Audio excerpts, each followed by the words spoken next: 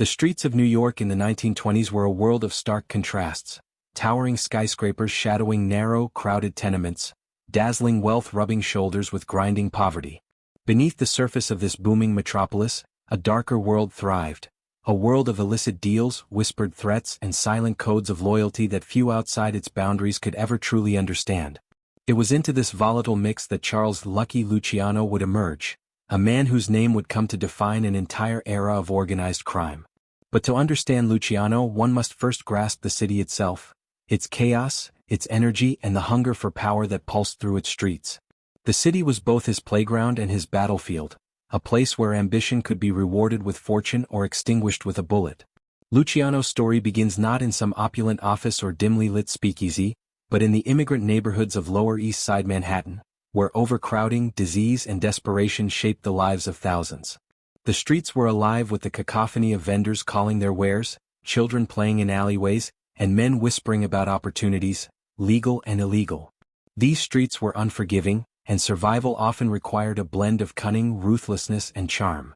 From a young age, Luciano learned that power was not given, it was taken.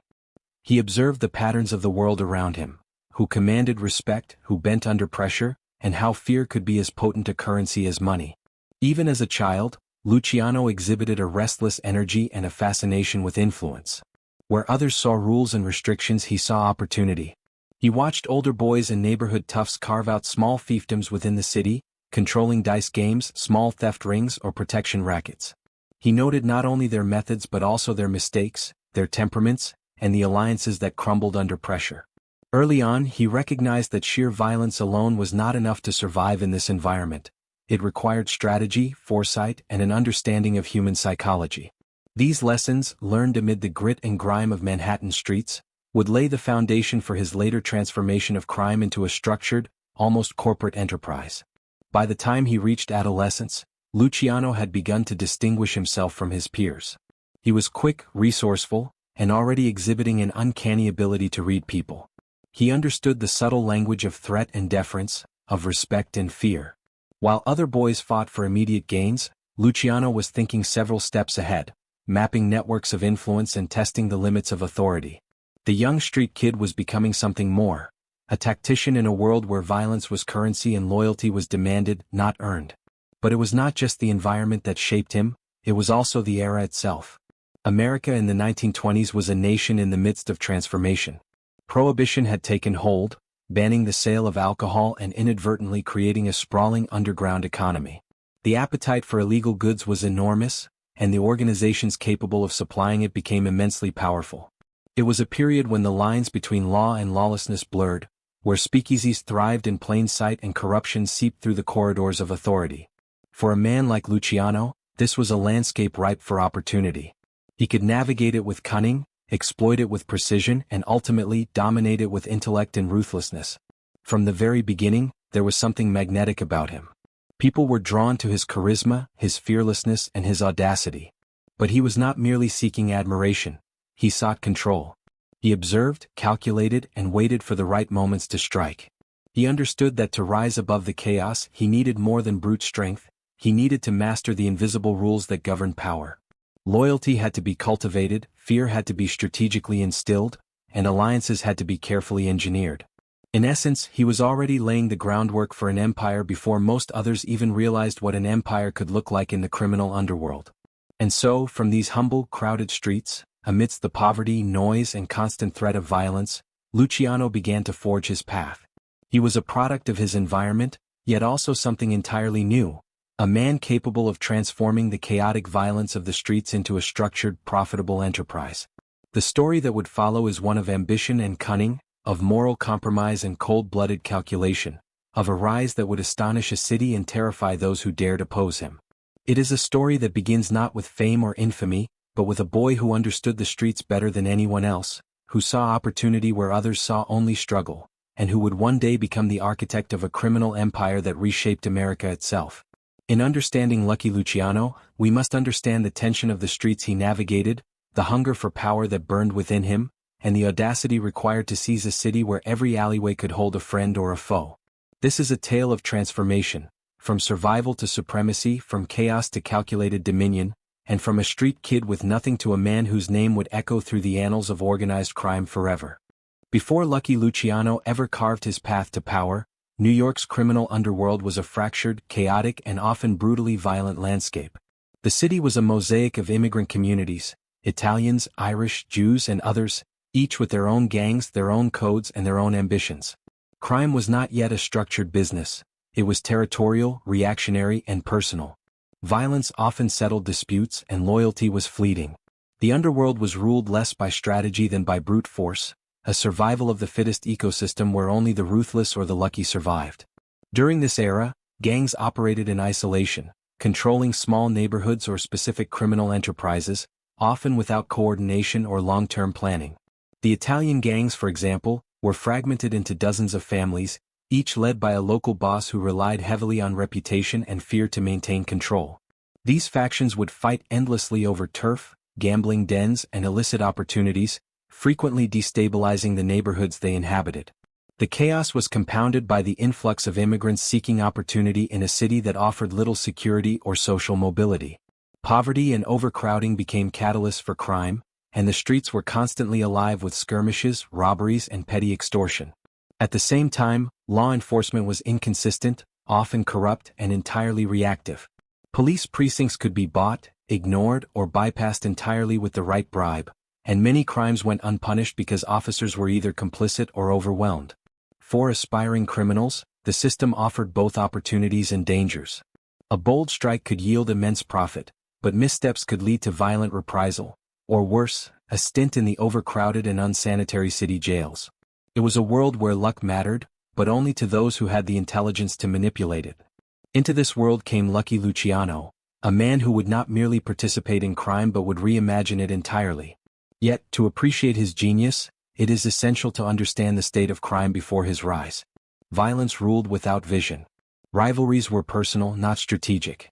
Alliances were fleeting, and the underworld was, in essence, a collection of disjointed factions waiting for someone capable of bringing order to the chaos. The Prohibition era, beginning in 1920, only intensified this fractured environment. The federal ban on alcohol created an enormous black market, and gangs scrambled to control production, transportation, and distribution. This brought wealth but also escalated violence, as rival groups clashed over lucrative bootlegging operations. While some gangs thrived temporarily, few had the foresight or organizational skill to maintain long-term dominance. The stage was set for a visionary, a leader who could transcend the petty rivalries, standardize operations, and turn crime into an enterprise with predictable profits.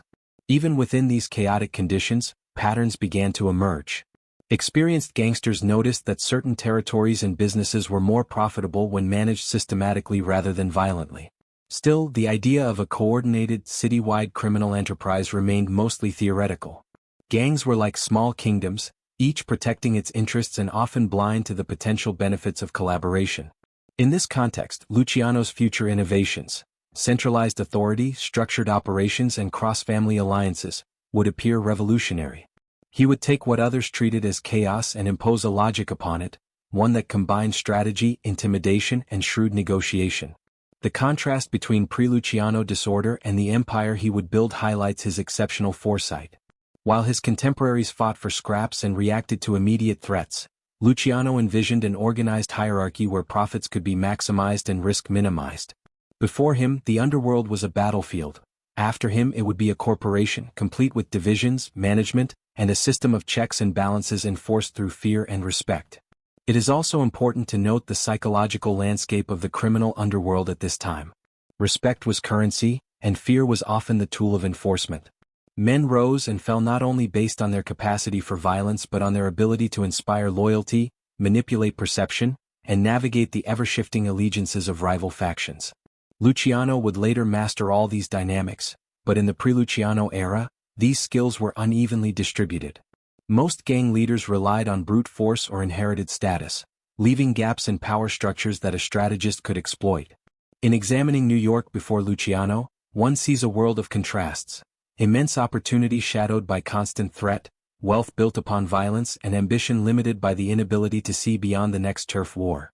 The chaos of this environment did more than provide a backdrop. It forged the conditions that allowed a man like Luciano to rise. He would observe, learn, and understand the failings of the old ways, using them to construct a new paradigm of criminal power. The pre-Luciano era was also one of mythology in the making. Names like Mad Dog Call Joe Masuria and Salvatore Maranzano circulated in whispers and newspaper headlines. These men were formidable in their time, but their empires were brittle.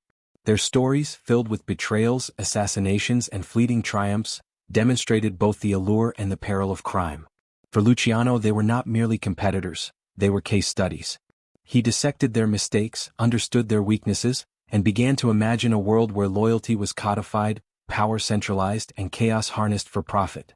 Ultimately, the criminal landscape of New York before Luciano was a crucible, a violent, disorganized, and unstable world that demanded constant vigilance and cunning.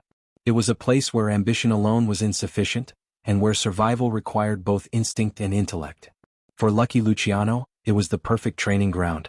Every turf war, every betrayal, and every small victory became a lesson in strategy, negotiation, and control. In this fractured city, he learned the rules, discovered the gaps, and began to plot the rise that would forever change organized crime. The city before Luciano was a battlefield of competing egos and fragmented violence. What would come next was the emergence of a man who understood the architecture of power, the psychology of fear, and the mechanics of loyalty. It was in this chaotic, opportunity-filled environment that Luciano would begin to assemble the tools, the allies, and the vision to not only survive, but to dominate. From the crowded, noisy streets of the Lower East Side emerged a boy whose hunger for power would redefine organized crime in America. Charles Lucky Luciano was born into a world where survival was a daily struggle, and where the thin line between innocence and corruption blurred almost immediately.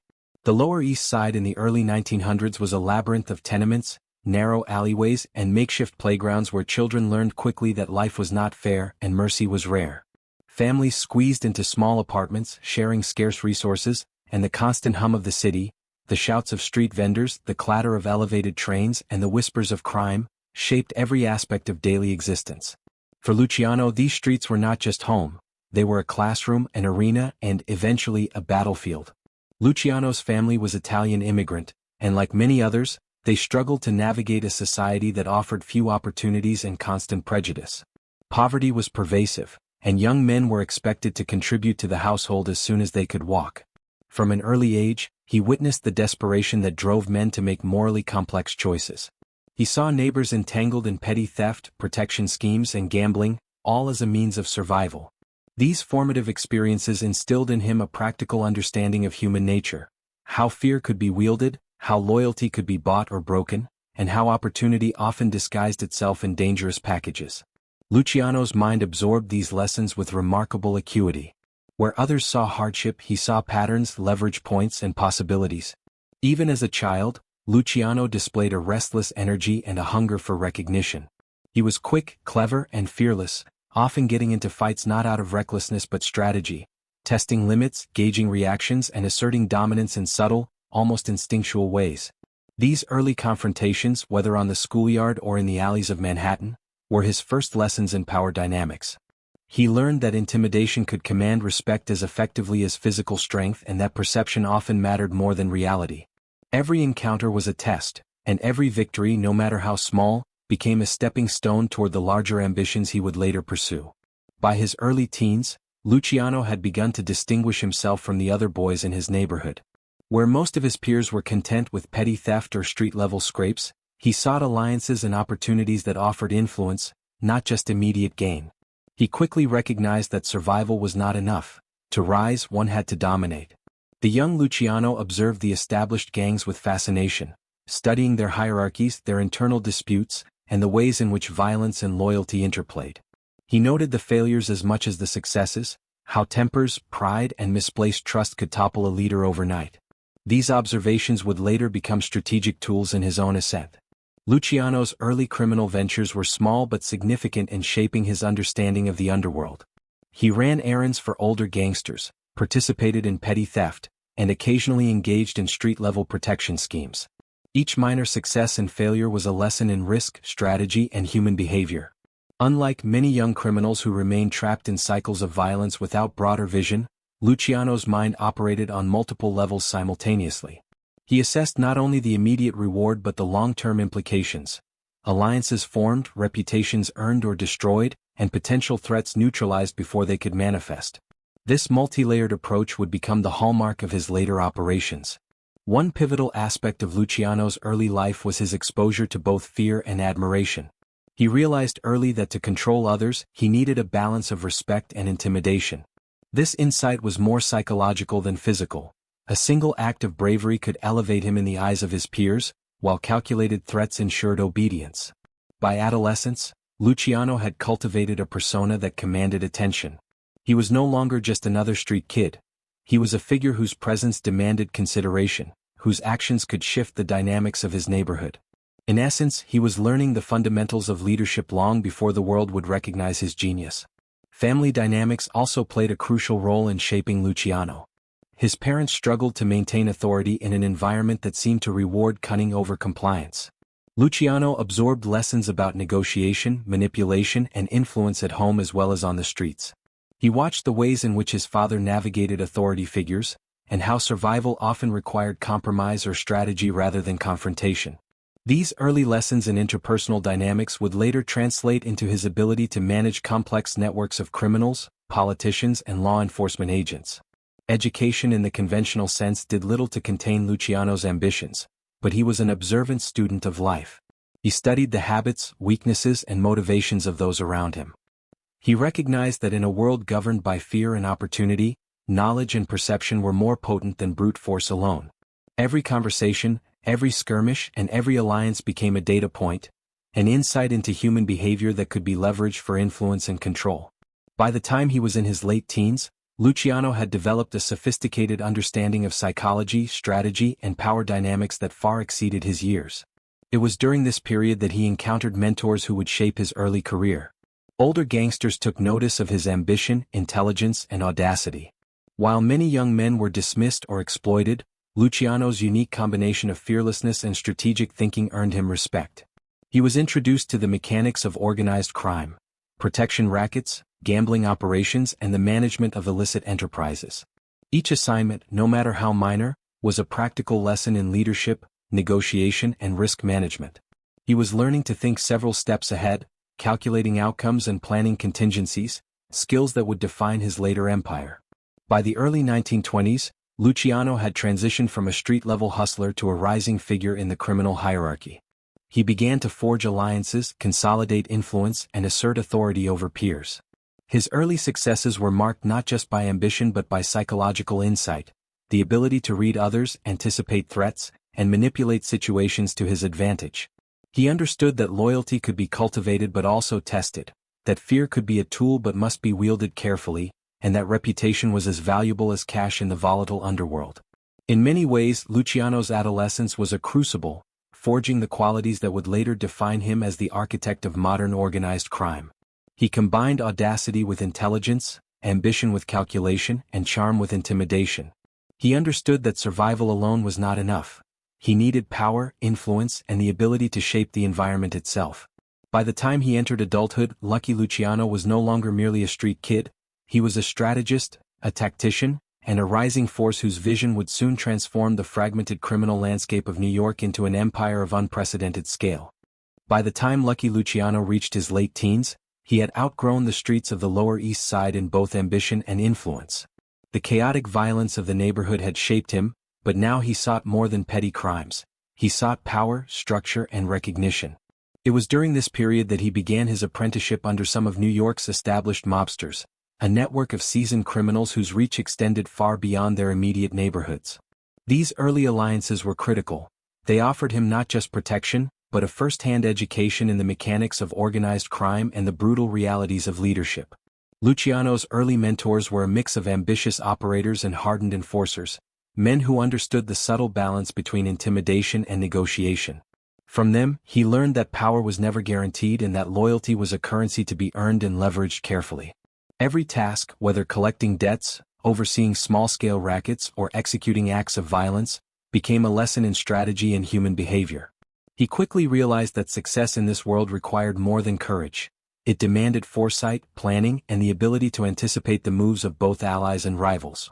It was in these early gang wars that Luciano truly honed his instincts. Turf disputes between rival Italian and Jewish gangs erupted regularly, often escalating into violent confrontations that left streets littered with the casualties of miscalculation. For a young man like Luciano, these conflicts were both dangerous and instructive. He observed which leaders commanded loyalty through fear and which failed because of overconfidence or mismanagement. He studied the ebb and flow of alliances, understanding that in the underworld friends and enemies could change overnight. Every clash, every betrayal, and every narrow escape reinforced his understanding of human nature and the fragile architecture of criminal power. One of the pivotal lessons Luciano absorbed was the importance of networks. While many gangs operated in isolation, fighting for control of their own small fiefdoms, Luciano began to see the potential of collaboration. He recognized that coordinated alliances could control broader operations, reduce unnecessary bloodshed, and maximize profits. This perspective set him apart from many of his contemporaries, who were still entrenched in the zero-sum thinking that had long defined the underworld. To him, crime could be more than a series of reactive skirmishes, it could be an organized, strategic enterprise.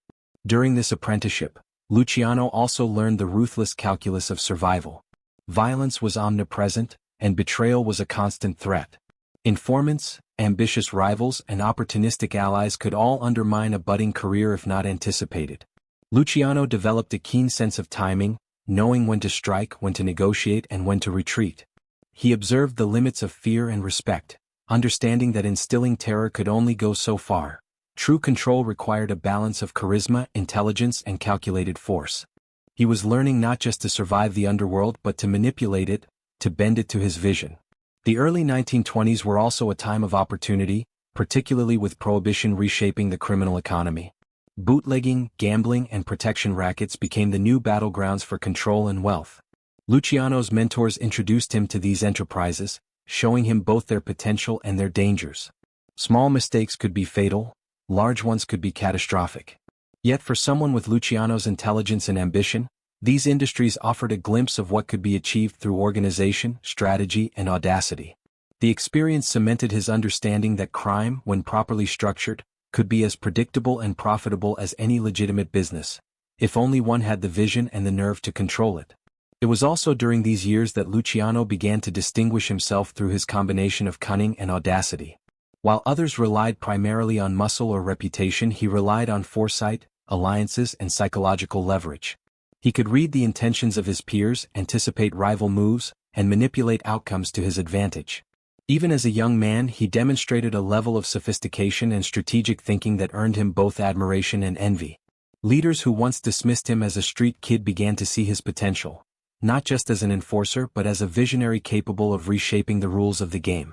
Violence, however, remained an unavoidable element of his education. Street battles, assassinations, and gang skirmishes were both training grounds and cautionary tales. Luciano learned that power could not be maintained through brute force alone. He observed men who were ruthless but reckless fall victim to their own impulsivity, and he understood that the combination of patience, strategy, and decisiveness was what separated a successful mobster from a footnote in history. He began to internalize a philosophy that would guide his future empire: control the chaos, anticipate threats, and always plan several moves ahead. Alliances forged during this period were equally instructive. Luciano discovered that loyalty could be transactional and that trust had a price. He was both generous and calculating, knowing when to reward allegiance and when to punish betrayal. These early interactions taught him the delicate balance of leadership in a world governed by fear and opportunity. He began to understand the psychological dimensions of crime, not just the mechanics of theft or smuggling, but the human dynamics that dictated success, survival, and influence. By the mid-1920s, Luciano had transitioned from an apprentice to a rising figure in the criminal hierarchy. His reputation for intelligence, decisiveness, and audacity began to spread beyond the neighborhoods he once roamed.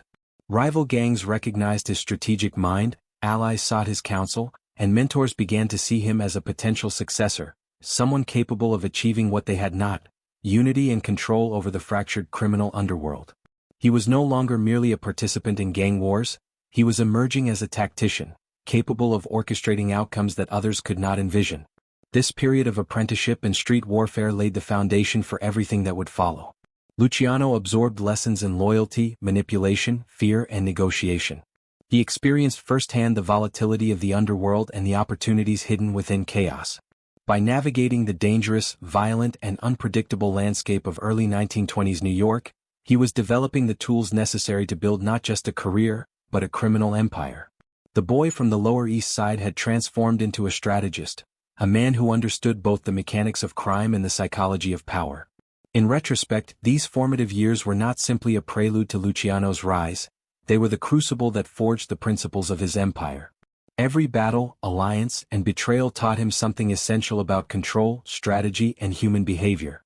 The streets were a classroom, and Luciano was an exceptional student. By the end of this phase, he was poised to move beyond apprenticeship, ready to seize leadership, and prepared to introduce a revolutionary vision that would forever change organized crime in America. This expanded Section 4 gives cinematic depiction of early gang wars and street life, psychological depth in Luciano's development, lessons in strategy, loyalty, and violence that set the stage for his rise, smooth narrative flow toward the building of his empire in Section 5. By the mid-1920s, Lucky Luciano was no longer simply a participant in New York's underworld. He was emerging as a strategist, a young man capable of seeing the patterns and possibilities that eluded his contemporaries. The chaotic, fragmented gangs that dominated the city were ripe for consolidation, and Luciano understood that power would not be achieved through brute force alone.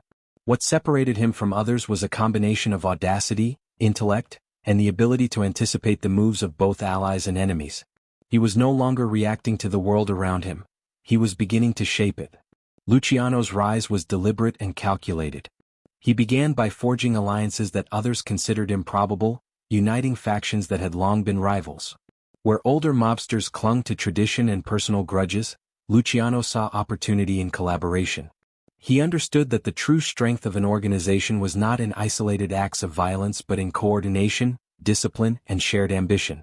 By connecting disparate groups, he created a network that was both flexible and resilient, a web of influence that extended across neighborhoods, industries, and eventually the entire city. These alliances were not built on trust alone. They were meticulously negotiated, backed by demonstrations of loyalty and reinforced by selective intimidation. Luciano had an uncanny ability to read people, to understand their ambitions, fears, and weaknesses. He could predict reactions, manipulate outcomes, and influence decisions without ever drawing a weapon. This psychological acumen became his most potent tool. Where others relied solely on muscle, Luciano relied on strategy, timing, and perception. To his allies, he appeared both generous and formidable. To his enemies, he was unpredictable and dangerous. The formation of these strategic alliances allowed Luciano to expand his operations into new ventures. Gambling, bootlegging, protection rackets, and labor rackets became interconnected parts of a larger system. Unlike his predecessors, who often treated each enterprise as a separate and isolated operation, Luciano viewed them as components of a single, cohesive strategy. Profits could be maximized, risks minimized, and operations coordinated to avoid unnecessary conflict. He was building a network not unlike a corporation, with divisions, delegated authority, and systems of accountability, albeit enforced through fear as much as loyalty. Luciano's approach was revolutionary in another sense. He combined the ruthlessness of traditional mobsters with a modern understanding of organization and management. Violence remained a tool, but it was employed selectively and strategically rather than impulsively. Bribes, alliances, and negotiation were just as important as intimidation and assassination. This dual approach allowed him to consolidate power more efficiently and with less overt bloodshed than earlier generations of gangsters. It also demonstrated a level of sophistication that would set him apart for the rest of his career.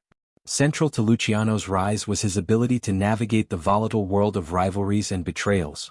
The underworld was a treacherous environment, enemies lurked in the shadows and loyalty was often conditional. Yet Luciano displayed an extraordinary capacity to anticipate betrayal, preempt threats, and manipulate outcomes to his advantage. He cultivated relationships with the right people, those who could offer influence, resources, or protection, and distanced himself from those whose ambition threatened his vision. In doing so, he demonstrated that intelligence and foresight could be more powerful than brute force in achieving dominance. The psychological dimension of Luciano's strategy cannot be overstated. He understood that perception was as crucial as reality. He projected an image of invincibility, ensuring that both allies and rivals treated him with respect and caution. At the same time, he was calculating and measured, keeping his true intentions hidden until the moment of action. This combination of charisma, psychological insight, and tactical brilliance allowed him to manipulate the complex web of loyalties and rivalries that defined the underworld. Every decision was a calculated step in a larger plan, a chess game in which he anticipated the moves of dozens of players simultaneously. By the late 1920s, Luciano's influence was undeniable. He had begun to consolidate control over New York's Italian gangs, positioning himself as a central figure in a previously fractured system. Older bosses who once dismissed him as a street kid or minor operator were forced to acknowledge his growing power. His reputation for intelligence, decisiveness, and audacity spread throughout the city, extending his influence beyond the traditional boundaries of his immediate operations. In many ways he was not just rising, he was redefining what it meant to wield power in the criminal underworld. Luciano's vision extended beyond mere consolidation. He understood that the survival and profitability of his organization required both structure and adaptability. Unlike older mobsters who relied on tradition or brute intimidation, Luciano implemented systems of communication, oversight, and accountability. He delegated authority to trusted lieutenants, creating a hierarchy that ensured operations ran smoothly even when he was absent. This approach allowed him to expand rapidly while maintaining control, turning a previously chaotic underworld into a coordinated, highly efficient machine. Yet Luciano's ascent was not without risk. Consolidation provoked rivals, threatened established hierarchies, and drew attention from law enforcement. Every alliance carried the potential for betrayal, every expansion carried the possibility of violent pushback. But Luciano had prepared for these eventualities. His intelligence, adaptability, and willingness to act decisively allowed him to neutralize threats before they could destabilize his plans. He moved like a predator, confident in his instincts and strategic vision, always several steps ahead of those who underestimated him. The rise of Lucky Luciano also marked a turning point in the psychology of organized crime. He demonstrated that criminal enterprises could be run systematically, with strategy, delegation, and careful planning replacing the impulsive violence that had defined previous generations. By combining fear, loyalty, and efficiency, he created an organizational model that would influence organized crime for decades to come.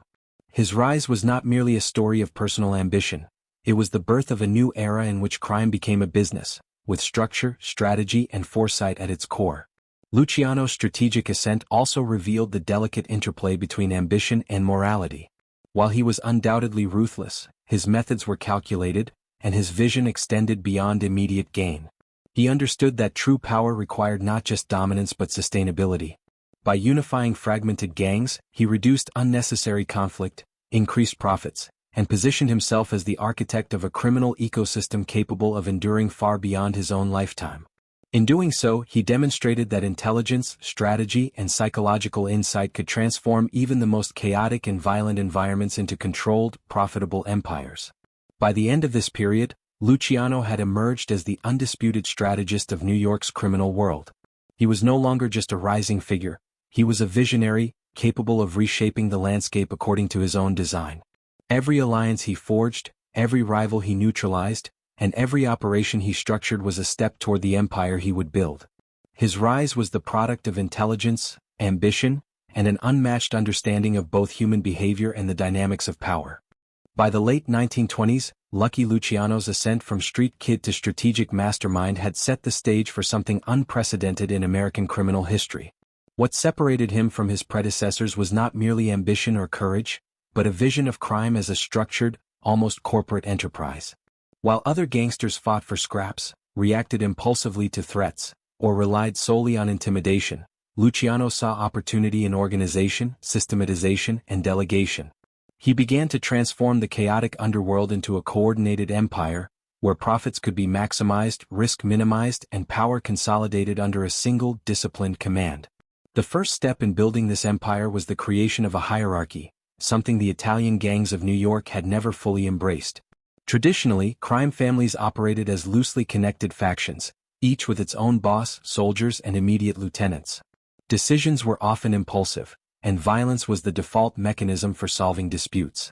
Luciano introduced structure. He appointed trusted lieutenants to oversee specific operations, delegated authority with clear responsibilities, and established lines of communication that allowed for coordinated action across neighborhoods. This organizational shift enabled his operations to run smoothly even in his absence. a revolutionary concept in an underworld previously ruled by improvisation. Luciano's genius was not limited to internal management. He understood the importance of diversifying revenue streams, turning previously disorganized criminal activities into profitable enterprises. Bootlegging during Prohibition was his most immediate focus, but he did not limit himself to a single industry. Gambling dens, labor rackets, and protection schemes became interconnected components of a larger financial ecosystem. Each operation was meticulously planned, with profits reinvested to consolidate control, reduce competition, and expand influence. This approach elevated crime from a chaotic pursuit to a sustainable, scalable enterprise. Crucial to the success of this enterprise was Luciano's ability to forge strategic alliances beyond his immediate circle. He did not operate in isolation. He reached out to other Italian families, Jewish gangs, and even sympathetic elements within law enforcement and politics. These alliances were carefully negotiated, often cemented through shared interests, mutual benefit, and selective demonstrations of loyalty. By uniting disparate groups under a single, coordinated strategy, Luciano created a network that was both formidable and resilient. Rival factions that had once competed violently were now integrated into a system that ensured cooperation, or, in cases of defiance, swift and decisive retaliation. The transformation of crime into a business required not only strategy but also a keen understanding of human psychology. Luciano recognized that fear alone was insufficient for maintaining control.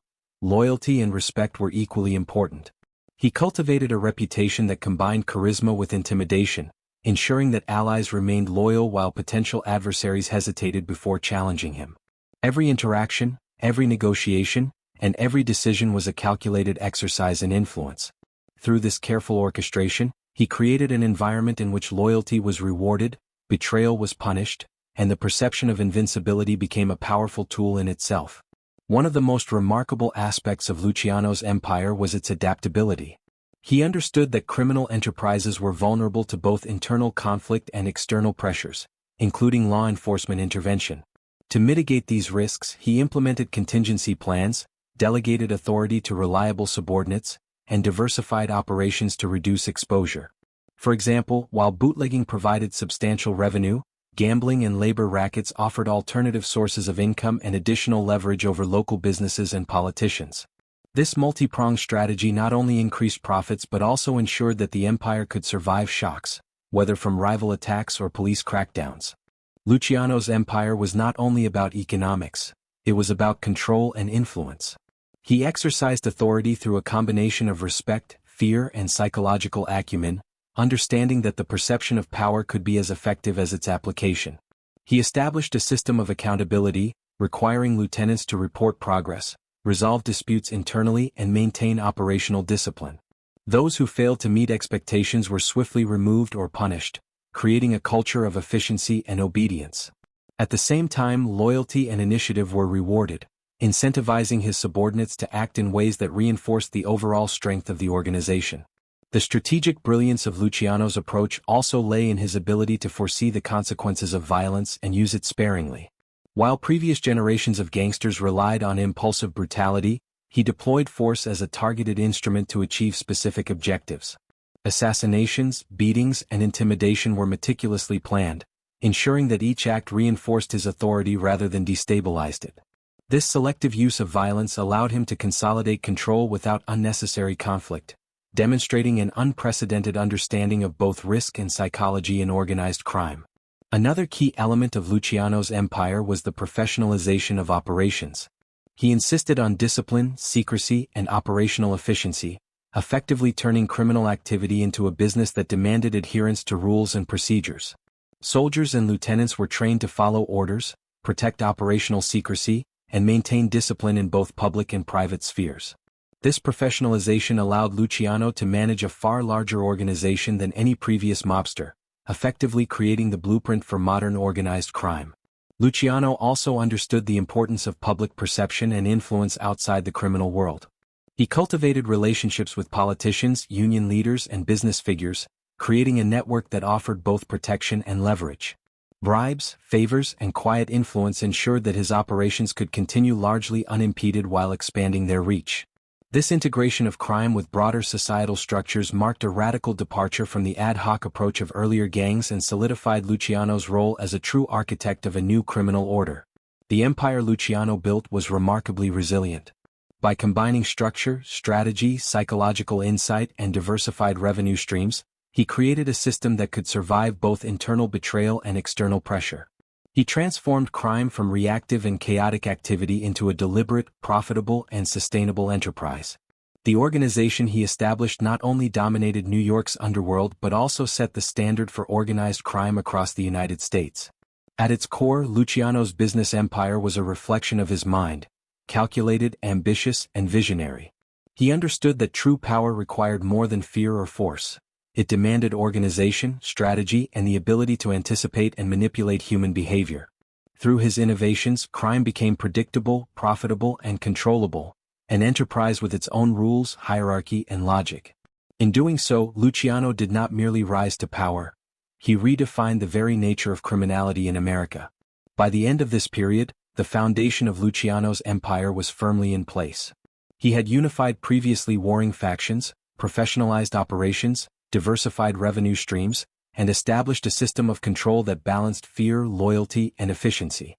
The chaotic, violent streets of New York had been transformed into a structured, interconnected network of influence, profit, and power, all under Luciano's command. This empire would not only withstand the challenges of rival gangs and law enforcement but would also serve as the template for organized crime for generations to come. With the foundation of his criminal empire firmly in place, Lucky Luciano faced a new and far more perilous challenge: managing the web of allies, rivals, and potential traitors that came with power. In the underworld, alliances were rarely permanent and loyalty was fragile. Every connection carried both opportunity and risk, and a single misstep could unravel months of careful planning. Luciano understood this better than most. He knew that the strength of his empire depended as much on psychology as on muscle, that controlling the behavior and ambitions of others was as critical as controlling territory or revenue streams. Allies were essential, yet they demanded careful management. Luciano cultivated relationships with ambitious gangsters, influential figures, and even sympathetic politicians, creating a network that extended far beyond his immediate operations. These alliances were often transactional, cemented by mutual benefit, shared ambition, or fear. He recognized the subtle art of negotiation, how to reward loyalty without encouraging complacency, and how to instill fear without provoking rebellion. His allies were aware of his ruthlessness, but also of his vision. They knew that supporting him offered security, profit, and opportunity, while opposition carried lethal consequences. Rivals, on the other hand, posed constant threats. Figures like Joe Masuria and Salvatore Maranzano represented both historical precedent and immediate danger. These older bosses, hardened by years of uncoordinated violence, initially viewed Luciano as a street-smart upstart, one whose rapid rise threatened their dominance. But where others relied on intimidation and reputation alone, Luciano employed strategy, alliances, and psychological insight. He did not attack blindly. He studied rivals, anticipated their moves, and waited for the precise moment to strike. His approach demonstrated that power could be gained not only through violence but also through patience, cunning, and superior understanding of human nature. Betrayal was a constant reality in the underworld. Allies could become enemies overnight, and even the most trusted lieutenants carried the potential for disloyalty. Luciano learned early that managing betrayal required both foresight and decisive action. He cultivated a reputation for swift retribution when crossed, ensuring that potential traitors weighed the consequences of defiance carefully. At the same time, he recognized that fear alone was insufficient. Loyalty had to be nurtured, respected, and occasionally rewarded. This balance of fear and favor became one of his most potent tools in maintaining control. The psychological dynamics of this period were complex. Luciano understood that people were motivated by a combination of greed, ambition, fear, and ego. He exploited these factors masterfully, aligning ambitions with his own objectives while neutralizing threats before they could materialize. He positioned himself as both a benefactor and a figure of authority, someone whose approval could elevate a subordinate and whose disfavor could destroy them. This careful orchestration of human behavior allowed him to expand his influence while minimizing the risk of open conflict. During this period, violent confrontations still occurred, but they were increasingly strategic. Rather than responding impulsively to challenges, Luciano planned his actions meticulously, ensuring that any act of aggression served a broader objective. Targeted hits, intimidation campaigns, and carefully timed interventions allowed him to eliminate rivals without destabilizing the broader network he had constructed. This selective use of violence distinguished him from the older generation of gangsters, who often acted out of pride or impulse, and reinforced his reputation as a tactical genius. Alliances also required constant maintenance. Luciano had to balance the interests of multiple factions, each with its own agenda, temperament, and loyalties. Negotiations were frequent, and diplomacy was as essential as muscle. He leveraged shared interests, mediated disputes, and occasionally enforced compliance with subtle threats or overt demonstrations of power. Through these efforts, he created a network in which cooperation was incentivized, conflict was minimized, and his authority remained unchallenged.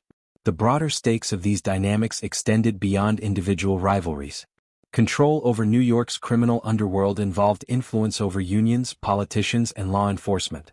Luciano understood that power in the underworld was inseparable from influence in the wider society.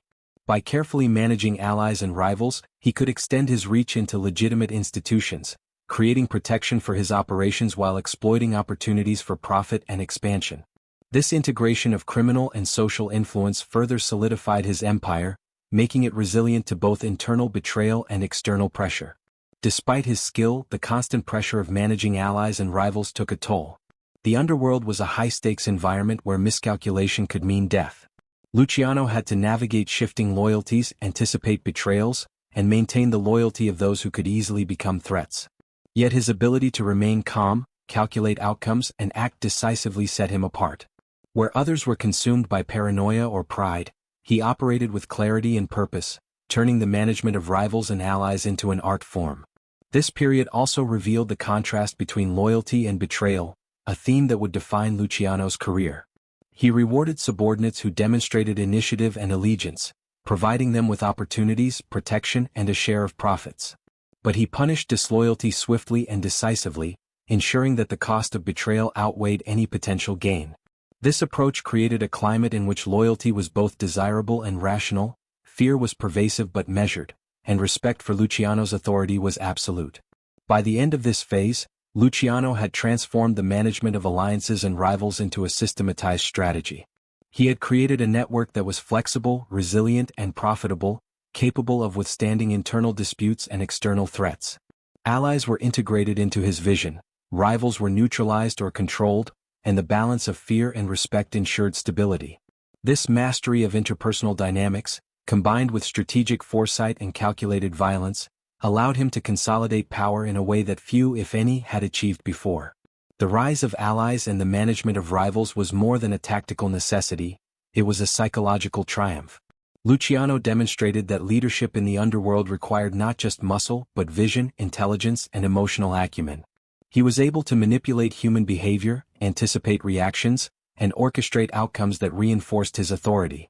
This mastery of loyalty, fear, and ambition would not only sustain his empire but would also serve as a template for organized crime for decades to come. In the underworld, where betrayal was common and alliances were fragile, Luciano's approach was revolutionary. He created a system in which power could be maintained, threats neutralized, and loyalty cultivated, an intricate balance that combined strategy, psychology, and selective violence. By the late 1920s, he had become more than a gangster. He had become a tactician, a negotiator, and an architect of one of the most sophisticated criminal networks the world had ever seen.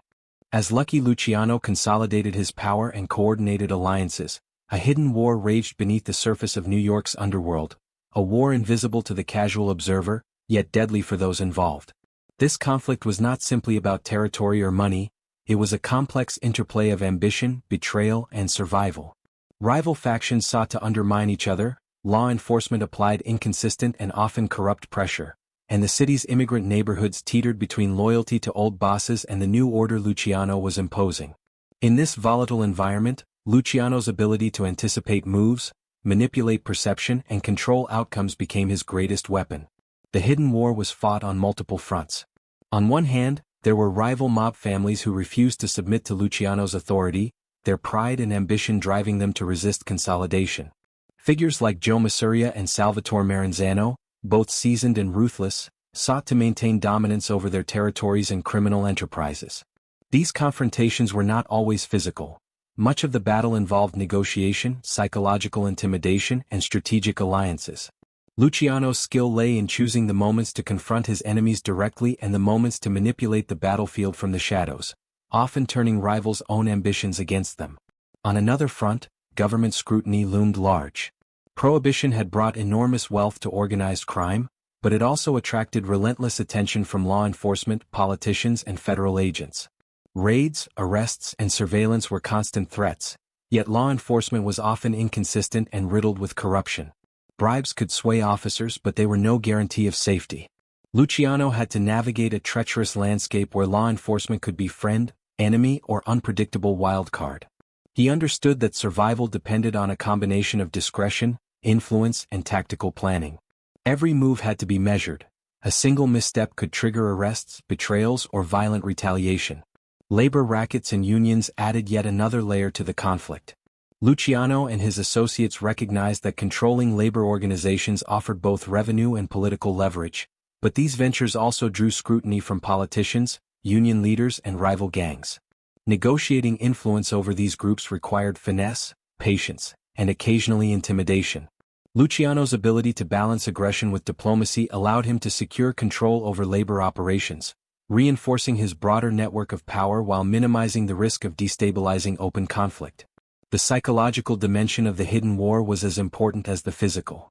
Luciano understood that perception could be manipulated to his advantage. By projecting confidence, decisiveness, and ruthlessness, he influenced both allies and rivals to act in ways that reinforced his authority.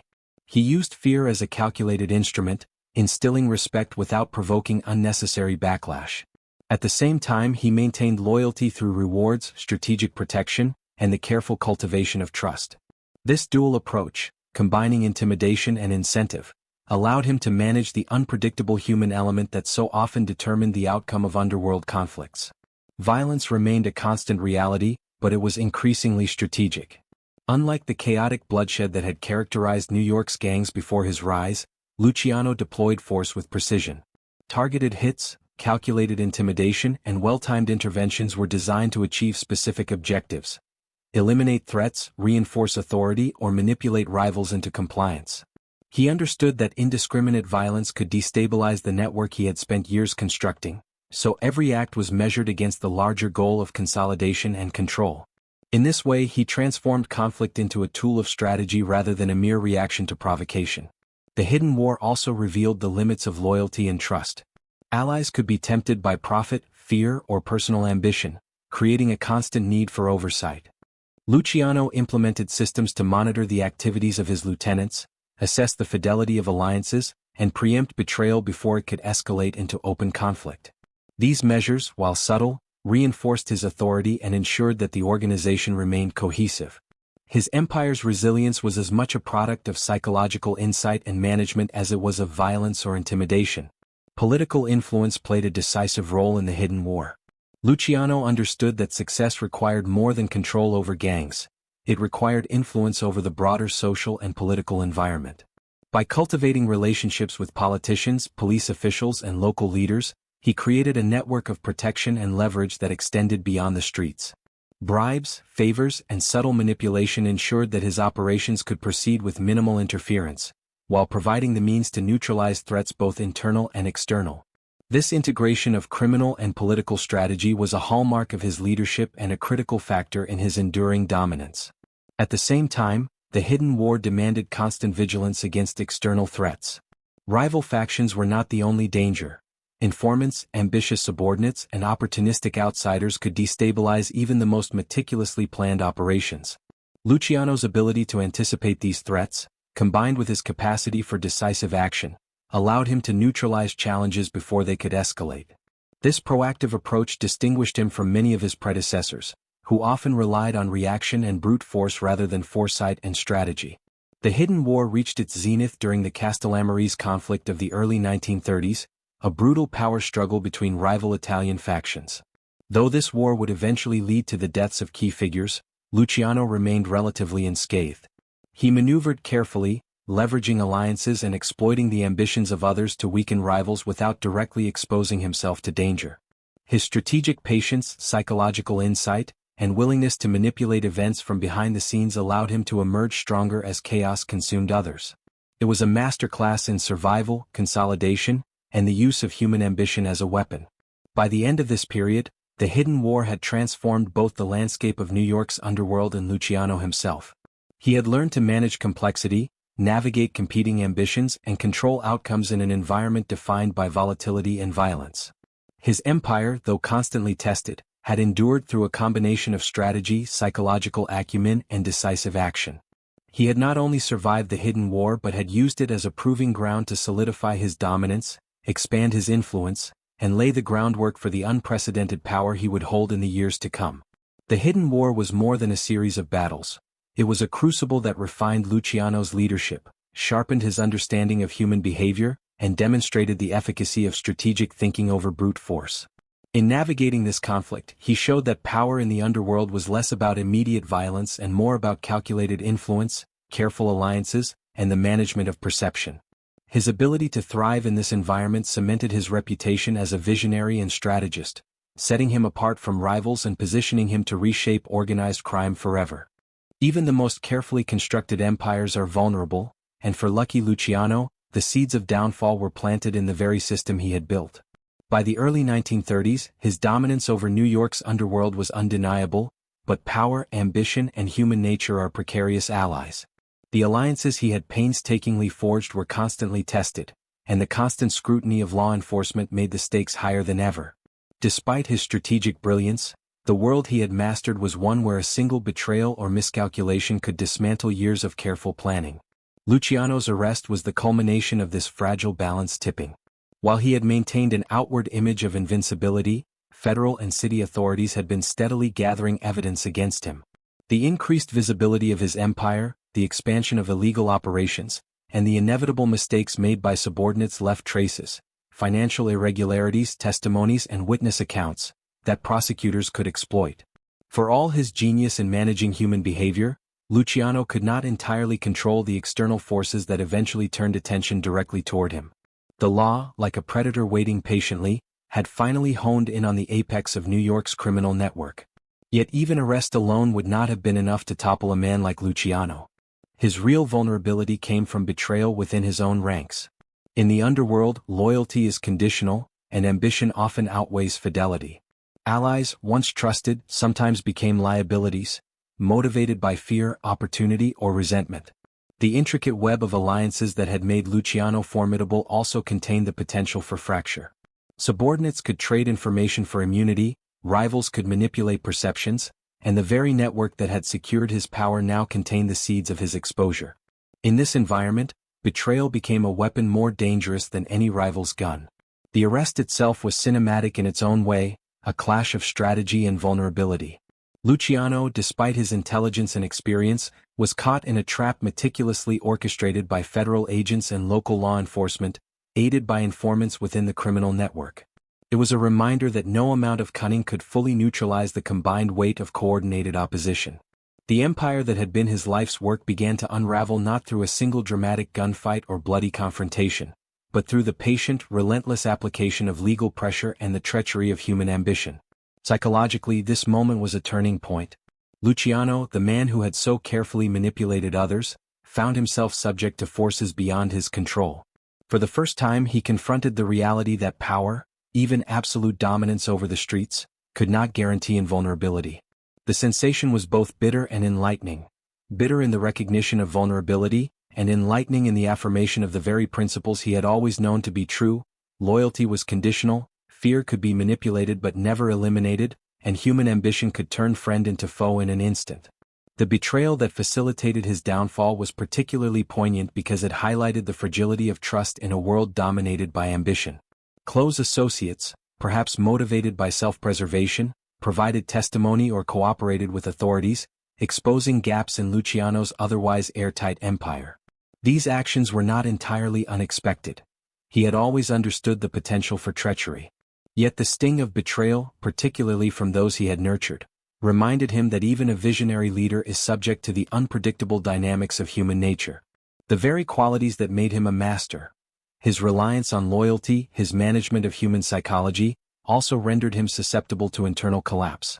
The arrest and ensuing betrayal also illuminated the contrast between fear and respect. Luciano had cultivated both throughout his rise, projecting power and charisma in equal measure. Yet in the courtroom and under the scrutiny of law enforcement, these instruments of control were insufficient. Fear could not influence jurors or judges, and respect offered little protection against legal consequences. The empire he had built with careful balance and strategic foresight was suddenly vulnerable to forces that operated under an entirely different set of rules. This moment underscored a central truth of power. Control is context-dependent, and even the most formidable figures are constrained by circumstances beyond their mastery. Once in custody, Luciano's psychological resilience became evident. He did not crumble in despair, nor did he resort to panic or irrational action. Instead, he assessed his situation with the same strategic mind that had guided his rise. He began calculating possible outcomes, anticipating the maneuvers of prosecutors, and evaluating the loyalty, or potential betrayal, of those still within his network. His arrest was not the end of his influence. Even behind bars, Luciano maintained channels of communication, exercised authority, and continued to orchestrate aspects of his empire. The man who had mastered the streets now confronted the limitations and possibilities of power constrained by confinement. Yet the beginning of his fall also carried a poetic symmetry. The very empire that had allowed him to dominate, his intricate network of alliances, his reliance on human psychology, his accumulation of wealth and influence, was also the framework that facilitated his exposure. Every connection that had strengthened his control over New York's underworld became a potential avenue for betrayal or legal scrutiny. In a sense, Luciano's downfall was a direct consequence of the genius that had elevated him. His brilliance created both his dominance and his vulnerability, highlighting the paradox inherent in power. The tools that build an empire can also dismantle it when circumstances shift. In examining this phase of Luciano's life, one sees the emergence of a critical narrative arc, the tension between human mastery and systemic vulnerability. Luciano had demonstrated extraordinary skill in consolidating power, managing rivals, and orchestrating a criminal empire with precision. Yet even his intelligence, foresight, and strategic brilliance were insufficient to render him immune to the combined forces of law, human ambition, and circumstance. His arrest marked not just the interruption of a career, but a profound lesson in the precarious nature of power, an awareness that would shape his decisions and strategies for the rest of his life. Ultimately, the beginning of Luciano's fall was a complex interplay of skill, circumstance, and human frailty. It was not a single moment of failure, but a series of pressures, legal, social, and interpersonal, that coalesced to challenge his dominance. Yet in this vulnerability, there was also a testament to his adaptability. Luciano would survive, endure, and even manipulate aspects of his empire from confinement. The fall had begun, but the story of Lucky Luciano was far from over. The lessons of betrayal, vulnerability, and the limits of control would not only define this chapter of his life but also inform the strategies that would allow him to exert influence even when stripped of freedom. The courtroom was a theater, but one that bore real stakes, a place where Lucky Luciano's carefully constructed empire would confront the unyielding weight of the law. By the time his trial began, the media had descended like a storm, eager to capture every detail of the life of the man who had reshaped the criminal underworld. Headlines painted him alternately as a criminal mastermind, a ruthless killer, and, paradoxically, a sort of folk hero who had outsmarted both rivals and the law. For Luciano, the trial was not just a legal proceeding, it was a psychological battlefield, a stage on which the perception of power, fear, and influence would be tested in ways that extended far beyond the courtroom walls. The charges against him were severe: organized crime, prostitution rings, illegal gambling, and racketeering. Each accusation was a window into the intricate machinery of his empire, exposing the systems he had built and the alliances he had cultivated.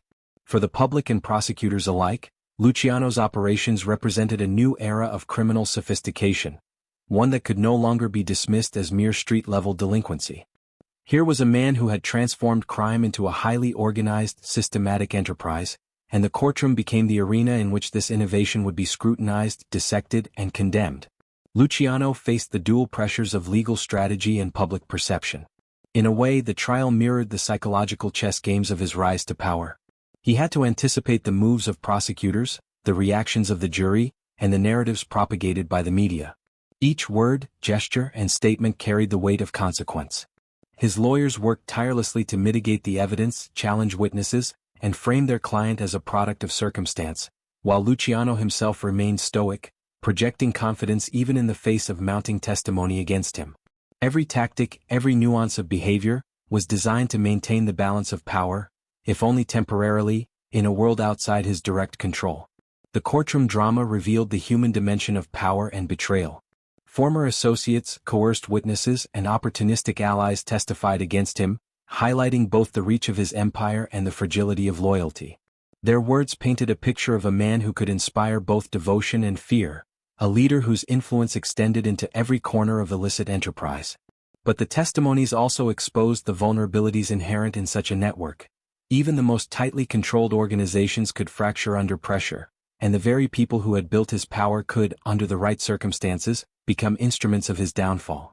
Media coverage intensified the stakes, transforming the trial into a spectacle that blurred the lines between news and theater. Reporters focused not only on the legal proceedings but also on the drama of Luciano's persona, the contrast between his calculated composure and the chaos his empire had wrought. Public fascination with the trial elevated Luciano's mythos, turning him into a figure larger than life, simultaneously feared and admired. This intense scrutiny added a psychological layer to the proceedings. The perception of power, which had served him so well on the streets, now faced the judgment of the broader society, subject to narrative, interpretation, and public sentiment. The trial also highlighted the contrast between fear and justice. In the underworld, Luciano had maintained control through intimidation and strategic influence. In the courtroom, however, these tools were ineffective against the mechanisms of law.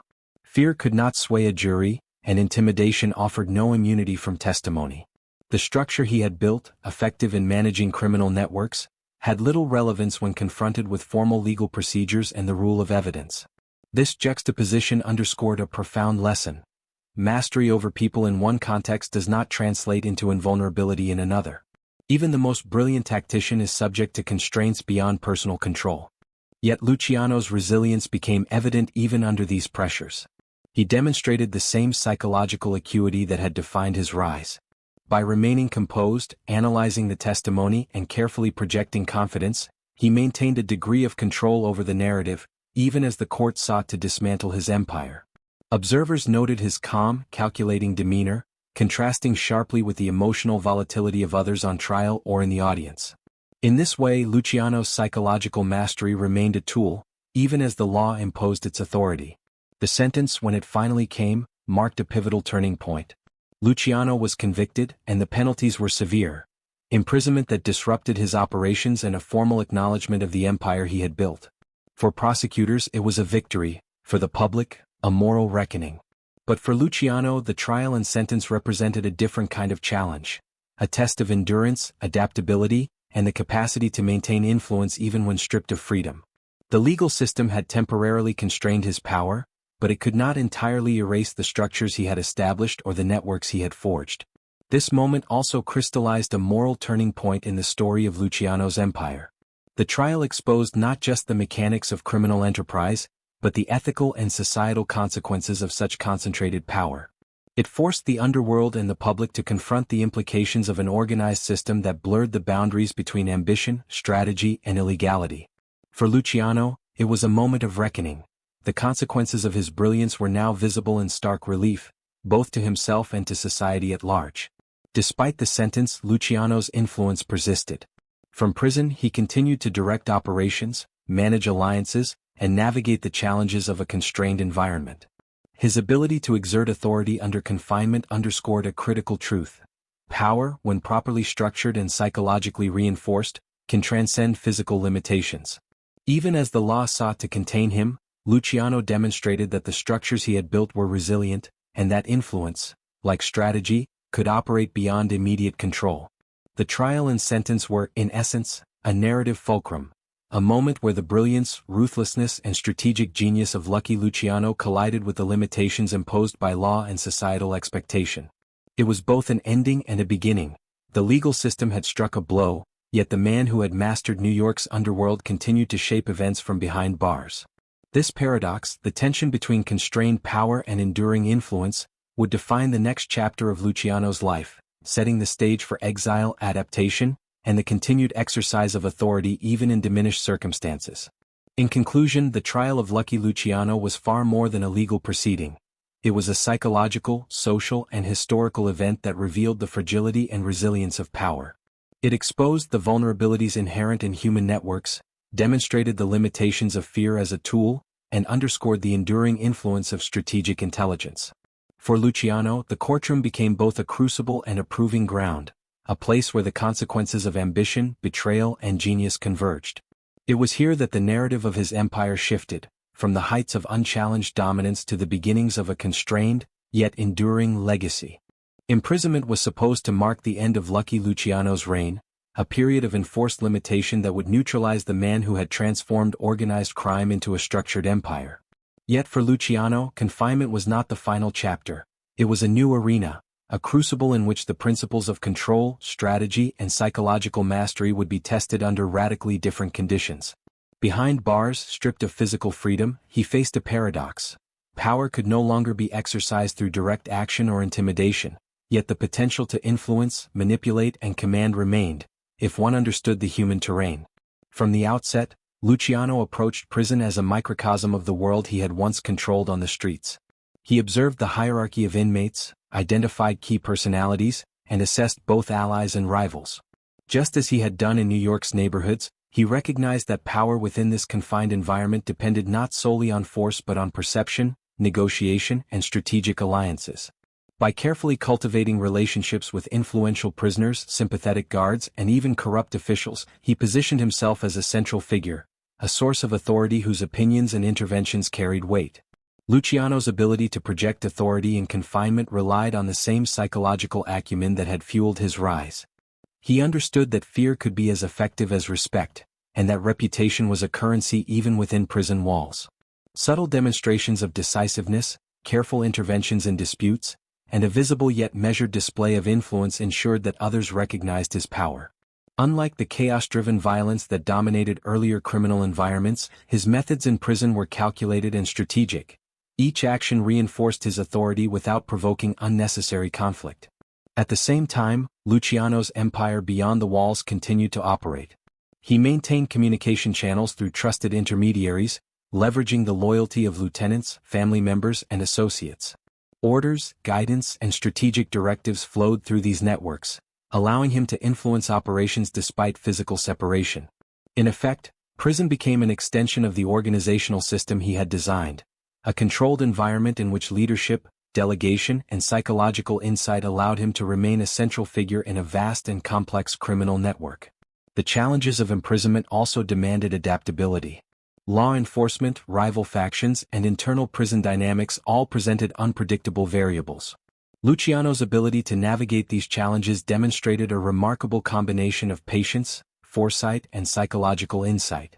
He mediated conflicts, anticipated the ambitions of both inmates and officials, and positioned himself as a problem solver, a figure whose involvement was both necessary and beneficial. Through these interventions, he reinforced the perception of indispensability, ensuring that his influence endured even in confinement. One of Luciano's most significant achievements during this period was his ability to exploit crises for strategic advantage. For example, during outbreaks of violence or disorder within the prison system, he leveraged his network and reputation to intervene, broker peace, or assert authority. These actions enhanced his prestige and demonstrated that leadership was not merely a function of mobility or physical power, it was rooted in intelligence, foresight, and the ability to manipulate human behavior. Through this lens, prison became a stage upon which Luciano could exercise the same tactical brilliance that had characterized his rise to dominance in New York. Psychologically, confinement also reinforced a lesson Luciano had long understood. Control is as much about perception as it is about action. In prison, visibility and reputation became instruments of influence.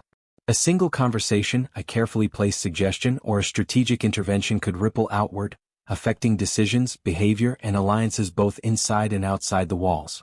Luciano understood that human ambition, fear, and desire could be channeled even when direct enforcement was impossible. This insight allowed him to maintain and even enhance the operational coherence of his empire despite incarceration. Luciano's continued influence also depended on adaptability to legal and social pressures. Corruption within the system, combined with strategic negotiation and calculated patience, allowed him to maintain access to essential communication and operational channels. He understood the risks, yet his careful navigation of these channels ensured that his authority remained respected and his directives followed. By aligning incentives, managing perception, and selectively deploying influence, he effectively transformed imprisonment into a new arena of leadership rather than a limitation of it. The period behind bars also highlighted the resilience of the organizational model Luciano had built. Unlike earlier, less structured criminal networks, his empire was not reliant on physical presence for daily operations. Delegation, hierarchy, and the psychological reinforcement of loyalty ensured continuity even in his absence. This structure provided both security and efficiency. While rivals might have sought to exploit his absence, the system he had meticulously designed prevented easy disruption and allowed him to maintain oversight and influence. Through this period, Luciano demonstrated a remarkable capacity for strategic patience. He understood that while immediate freedom was constrained, long-term influence and survival depended on careful management of both people and perception. Decisions were deliberate, timing was calculated, and every action was evaluated for its potential impact on authority, loyalty, and operational continuity. Prison was not a hiatus from power, it was a test, and Luciano approached it as he had approached every challenge, analytically, strategically, and with a clear vision for maintaining control. In essence, Luciano's power behind bars exemplified the sophistication of his approach to organized crime. It was not raw violence or intimidation alone that ensured dominance, but a combination of foresight, psychological insight, strategic delegation, and adaptability. He continued to orchestrate complex operations, manage alliances, and enforce loyalty without ever leaving the confines of a cell. His imprisonment became not a period of weakness, but a demonstration of the durability of influence when grounded in intelligence, strategy, and the careful management of human behavior. By the end of this period, it was clear that Luciano's empire had survived the constraints of imprisonment, not only intact but operationally resilient. His ability to maintain control from prison underscored the centrality of psychological mastery and organizational foresight in his rise to power. Even in confinement, he remained a figure of authority, an architect of influence, and a tactician whose empire could withstand challenges from rivals, law enforcement, and circumstance alike. In this sense, Luciano's time behind bars was not a fall from power, it was a reaffirmation of the principles that had allowed him to dominate the underworld in the first place. After years of dominating New York's criminal underworld and maintaining influence even from prison, Lucky Luciano faced his final challenge: exile. Deportation to Italy was intended to sever him from the empire he had meticulously built, a life's work of alliances, strategy, and influence. For authorities, it was a solution. For Luciano, it was merely a new arena in which adaptability, psychological insight, and strategic foresight would define his legacy. Arriving in Italy, he confronted a world both familiar and foreign. He was home in nationality, yet the social, political, and economic landscape was unlike the streets of New York that had forged him. Networks that had guaranteed control in America did not automatically translate. Luciano faced limitations in movement, surveillance by authorities, and a lack of direct power over his former operations. Yet his genius lay in adaptation. Exile became a stage for subtle influence, strategic alliances, and the orchestration of outcomes without physical presence. Despite constraints, Luciano cultivated relationships with influential figures, politicians, business leaders, and criminal contacts, leveraging his reputation and symbolic authority. His guidance was sought, his judgment respected, and his legacy ensured that his influence could extend across continents. While removed from the daily operations of his empire, he remained a figure of authority whose strategic mind continued to shape networks and mediate conflicts. Exile also offered a period of reflection. Away from immediate crises, Luciano confronted the arc of his life: the rise to power, the betrayals, the trials, and the prison years. He understood the fragility of human ambition, the inevitability of betrayal, and the limits of control, yet also the enduring power of strategy, foresight, and psychological insight. Decisions became less about immediate dominance and more about survival, legacy, and the careful orchestration of influence. Though distant from New York, his reputation preserved operational relevance. Orders and advice flowed through trusted intermediaries, demonstrating the resilience of a network built on loyalty and structure. He navigated political instability, rival criminal factions, and constant scrutiny with patience and intelligence, proving that influence need not rely on direct control but can thrive through perception, reputation, and careful strategy. Exile highlighted the duality of his life. A man constrained physically, yet unconstrained intellectually and strategically. Luciano's methods, now applied in a subtler, more reflective context, ensured his enduring impact on organized crime. While his empire's direct operations slowed, the principles he pioneered, hierarchical organization, diversified revenue, conflict mediation and psychological mastery, continued to inform criminal enterprises worldwide. Ultimately, exile was both a challenge and a confirmation of Luciano's genius. Removed from the streets he once controlled, he adapted, survived and influenced events from afar. His final years illustrate the enduring power of strategic intelligence, the resilience of human networks, and the ability to shape outcomes even when circumstances impose limitations. Exile did not end his story, it transformed it, showing that influence, when grounded in foresight, perception and psychological acumen, can persist beyond freedom, geography, or immediate authority. Lucky Luciano's legacy is measured not just in territory or wealth, but in the blueprint he left for organized crime. He transformed chaos into order, turning violent, fragmented gangs into disciplined, hierarchical networks governed by loyalty, strategy, and the careful orchestration of perception. His innovations, structuring crime like a business, diversifying revenue streams, and integrating economic and political influence, became the standard for mafia operations in New York and eventually around the globe. Psychologically, Luciano's genius lay in understanding human behavior. Fear alone could not sustain power. He combined intimidation with respect, rewards, and calculated manipulation of ambition to secure loyalty. The creation of the Mafia Commission exemplified his strategic approach to conflict resolution, reducing internecine violence and reinforcing organizational cohesion. His methods showed that influence depended as much on intellect and foresight as on strength or violence. Luciano's principles of organization, negotiation, and systemic integration reverberate in modern criminal enterprises worldwide. Even after exile, his guidance and reputation continued to shape operations, demonstrating that influence can endure beyond physical presence. At the same time, his story is a cautionary tale. Betrayal, law enforcement, and circumstance can destabilize even the most brilliant empire. Ultimately, Luciano's life forged a dual legacy. He was both a criminal mastermind and a strategist whose methods endure in organized crime, and a figure illustrating the paradoxes of power, its potential, fragility, and the delicate balance between intelligence, ambition, and circumstance. His story offers lessons in strategy, psychology, and leadership, making him a legend whose influence transcends his era. Lucky Luciano's story concludes as a meditation on power, ambition, and human complexity. From the streets of New York to prison and exile, he navigated a world defined by betrayal, volatility, and opportunity. His myth, criminal genius, ruthless tactician, intertwines with reality, a man of intelligence, foresight, and psychological mastery who understood that influence is shaped as much by perception and human behavior as by force. His rise and fall illustrate the paradox of power. Luciano achieved dominance through strategy, alliances, and careful orchestration of loyalty, yet he remained vulnerable to law, circumstance, and human ambition. His arrest, trial, and exile reveal that even the most brilliant leaders operate within constraints beyond their control, while his continued influence demonstrates the durability of strategic intelligence and reputation. The story is also a reflection on human psychology and leadership. Luciano's ability to balance fear, respect, and reward created an enduring system of control, proving that mastery over people requires understanding ambition, ego, and perception. His organizational and strategic innovations, hierarchical structures, diversified operations, and conflict mediation, redefined organized crime and set a template still used worldwide.